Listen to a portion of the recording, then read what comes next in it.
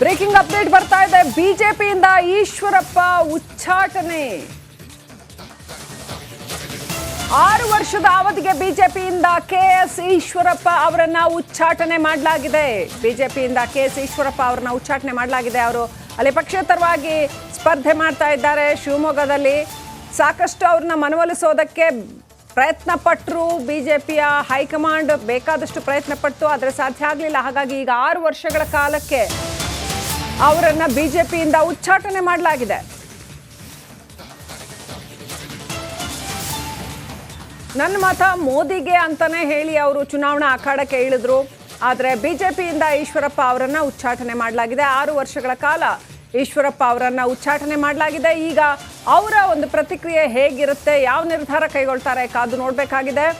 ಬಂಡಾಯ ಎದ್ದಿದ್ದಂಥ ಈಶ್ವರಪ್ಪನವರ ಬಂಡಾಯ ಶಮನ ಮಾಡೋದಕ್ಕೆ ಸಾಕಷ್ಟು ಕಸರತ್ತು ನಡೆಸಿದ್ರು ಕೂಡ ಅದು ಸಾಧ್ಯ ಆಗಲಿಲ್ಲ ಈ ಸಾರಿ.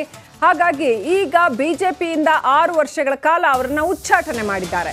ಇದು ಶಿವಮೊಗ್ಗ ಲೋಕಸಮರದ ಮೇಲೆ ಯಾವ ರೀತಿ ಪರಿಣಾಮ ಬೀರುತ್ತೆ ಅನ್ನೋದನ್ನ ಕಾದು ನೋಡಬೇಕಾಗಿದೆ. ಈ ಕ್ಷಣದ ಬಿಗ್ ನ್ಯೂಸ್, ಈಶ್ವರಪ್ಪ ಅವರನ್ನ ಬಿಜೆಪಿಯಿಂದ ಉಚ್ಚಾಟನೆ ಮಾಡಲಾಗಿದೆ 6 ವರ್ಷಗಳ ಕಾಲ. ಯಾಕಂತಂದ್ರೆ ಇದು ಪಕ್ಷೇತರವಾಗಿ ಕಣಕ್ಕಿಳಿದಿದ್ದಾರೆ ಅಂತ ಅಂದರೆ, ಅಲ್ಲಿ ಬಿಜೆಪಿ ಅಭ್ಯರ್ಥಿ ಬೇರೆಯವರು ಇದ್ದಾರೆ ಅಂತಂದ್ರೆ ಇದು ಶಿಸ್ತು ಉಲ್ಲಂಘನೆ ಆಗುತ್ತೆ, ಪಕ್ಷ ವಿರೋಧಿ ಚಟುವಟಿಕೆ ಕೂಡ ಆಗತ್ತೆ.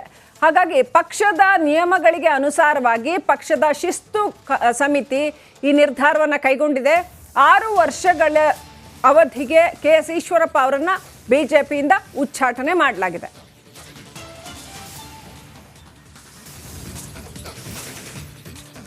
ಬಂಡಾಯ ಹೇಳುವಂಥದ್ದು, ಆ ನಂತರದಲ್ಲಿ ಪಕ್ಷೇತರವಾಗಿ ಸ್ಪರ್ಧಿಸುವಂಥದ್ದು, ಪಕ್ಷದ ಅಭ್ಯರ್ಥಿಯ ವಿರುದ್ಧವಾಗಿ ಕ್ಯಾಂಪೇನ್ ಮಾಡುವಂಥದ್ದು, ಇದೆಲ್ಲವೂ ಕೂಡ ಅಶಿಸ್ತಿನ ಚಟುವಟಿಕೆ ಅಂತ ಅನ್ನಿಸಿಕೊಳ್ಳುತ್ತೆ, ಪಕ್ಷ ವಿರೋಧಿ ಚಟುವಟಿಕೆ ಅಂತ ಅನ್ನಿಸಿಕೊಳ್ಳುತ್ತೆ. ಹಾಗಾಗಿ ಬಿಜೆಪಿ ರಾಜ್ಯ ಶಿಸ್ತು ಸಮಿತಿ ಕೆಎಸ್ ಈಶ್ವರಪ್ಪ ಅವರನ್ನ 6 ವರ್ಷಗಳ ಅವಧಿಗೆ ಉಚ್ಚಾಟನೆ ಮಾಡಿದೆ. ಈ ಕ್ಷಣದ big breaking news, KS Eshwarappa ಅವರನ್ನ ಉಚ್ಚಾಟನೆ ಮಾಡಲಾಗಿದೆ. ಹಾವೇರಿಯಿಂದ ಅವರ ಪುತ್ರ ಕಾಂತೇಶ್ ಅವರಿಗೆ ಅವರು ಲೋಕಸಭಾ ಟಿಕೆಟ್ ಅನ್ನ ಕೇಳಿದ್ರು. ಅದು ಕೊನೆ ಕ್ಷಣದವರೆಗೂ ಕೂಡ ಸಿಕ್ಕಲಿಲ್ಲ. ಹಾಗಾಗಿ ಯಡಿಯೂರಪ್ಪ ಟಿಕೆಟ್ ಅನ್ನು ತಪ್ಪಿಸಿದ್ರು ಅನ್ನುವಂಥ ಅಸಮಾಧಾನ ಕೆಎಸ್ ಈಶ್ವರಪ್ಪ ಅವರಲ್ಲಿ ಇತ್ತು. ಅನಂತರದಲ್ಲಿ ಬಂಡಾಯ ಎದ್ದು ಅವರು ಶಿವಮೊಗ್ಗದಿಂದ ಪಕ್ಷೇತರವಾಗಿ ಸ್ಪರ್ಧೆಗೆ ಇಳಿದ್ರು. ಬಿಜೆಪಿ ಹೈಕಮಾಂಡ್ ಅವರನ್ನ ಎಷ್ಟೇ ಮನವೊಲಿಸೋದಕ್ಕೆ ಪ್ರಯತ್ನ ಪಟ್ಟರೂ ಕೂಡ ಸಾಧ್ಯ ಆಗಲಿಲ್ಲ. ನಮಸ್ಕಾರ, ಕರ್ನಾಟಕ ಪ್ರೈಮ್ ಟೈಮ್ಗೆ ಸ್ವಾಗತ. ನಾನು ಜಯಪ್ರಕಾಶ್ ಶೆಟ್ಟಿ. ಇಡೀ ಕರ್ನಾಡು ಇವತ್ತು ರೆಬೆಲ್ ಆಗಿ ನಿಂತಿದೆ. ಈ ಹಗರಣಗಳನ್ನು ಸದನದಲ್ಲಿ ಪ್ರಸ್ತಾಪ ಮಾಡಲು ಕೂಡ ಕಾಂಗ್ರೆಸ್ ಹಿಂದೇಟು ಹಾಕಿದ್ದೇಕೆ?